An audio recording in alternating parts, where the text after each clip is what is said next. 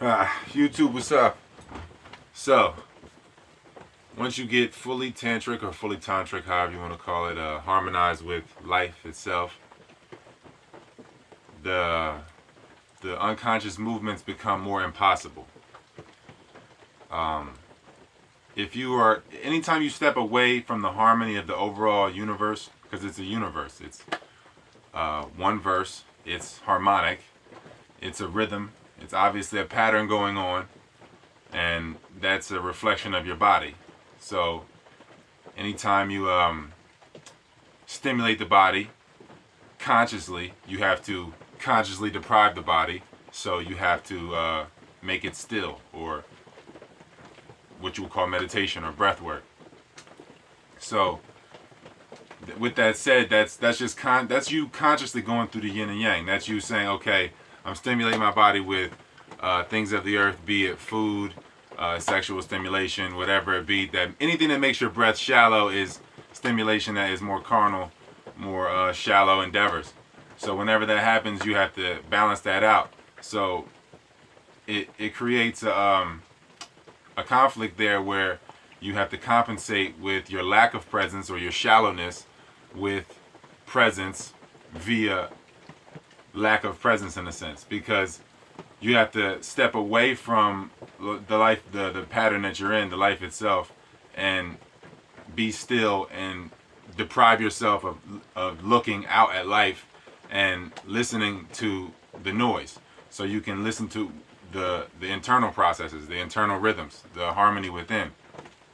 And with doing that, you're stepping out of whatever now that what might have been going on, and you have to compensate now and just and breathe consciously so that you can feel again, gain that presence back, so that you can live in the now, live within that protection of immortality, and you can continue on to the next checkpoint of immortality, the next phase of the now, however you want to look at it.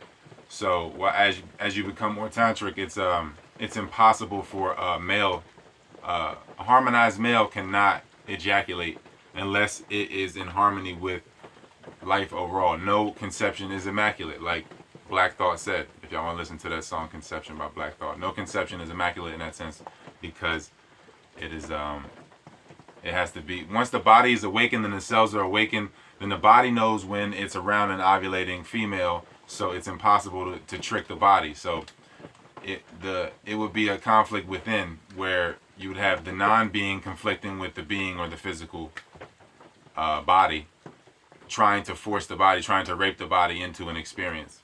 And obviously that's less possible the more harmonized the body is, because the only parts of the body, because once the body is harmonized like that, then the energy, the light itself, is flowing throughout the body, so it's allocated to every part of the body, every cell, to nourishment, to completeness.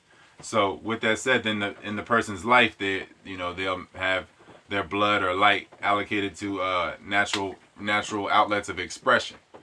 These are your outlets. Your ways of creating with your hands, your ways of grasping life. Because you bounce off life, you express, then life kicks back at you, and that gives you your navigation for life. So with that said, if you are fully inhabiting the body, because you are the light, you are, which is the blood, which is the iron, which is the faith, or the Fe on the periodic table, iron, Fe, that's the faith, that's the light, that is the true identity. If you want to have an identity, if you fully embody or inhabit the body, then the blood is allocated to expression and harmony. So whenever you're trying to do anything away from that, you can see that it's a raping of the body, of oneself, and of life itself. And then that's disharmony.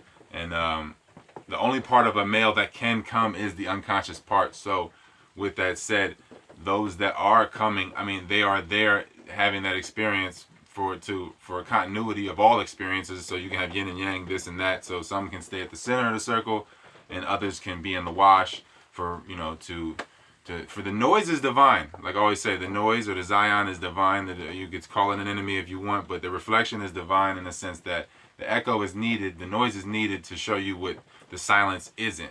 So it's all the experiences are there. They're not any more or less valuable. It's just that when you don't release, then you can see beyond that, the other side of it. A lot of people don't afford themselves that experience, so they never see the benefit. It's just like if they never see the benefits of the breath, they'll never have a value for it, so it'll never work for them. So it just works against them. Things just work against them if they never see it within them, because they just see lack, and instead of seeing the abundance and the elements that are within them, and how in every environment, in every circumstance in life, the elements are all there and everything is there to balance. The elements might be within you, they might be around you, might be hot outside, might be cold inside, however, but the elements are always there in equal balance. The Tao is like a bending of a bow. But let me digress back into this tantric thing. So basically, life won't even let you, do that if you're in harmony, if you're fully inhabiting the body. The light is there. The presence is just too much presence for it to happen. It's too much God there. So the only part that can come is the part that's unconscious. So that would be the parts that be damaged already, or any part that is, just totally unconscious. But usually it'll come right back as the experience, as you continue through that experience of seeing. Once you get more and more harmonized and you release, then you see like, oh wow, this is how far I'm stepping back, and then it becomes more and more impossible. And then you see the benefits of not releasing, and the benefits of being in harmony, and how when you're in harmony, everything you're in momentum with life, so everything is in everything works for you, because you're working with it instead of for you. You're working with life and working with people instead of working for people and for life. And that's the slave and the master thing that gets eliminated once you live between pride and shame instead of living in one or the other. So if y'all want to support 2020 Tantra on Amazon, and the other books are on Amazon, I got the PDFs, info's in the description. Email me for a consultation or whatever you need. You can come fast. I'll be in the Southwest, somewhere between Phoenix, Vegas, or Kings Canyon. And I'll be doing a large group fast in Phoenix from February 8th to the 11th with Zen Life Dan and my man Dwayne. His name's like Sprout something. The info's in the description. 2020 Tantra on Amazon. Support, please, if you would like, if you feel compelled to. And check it in, check it out.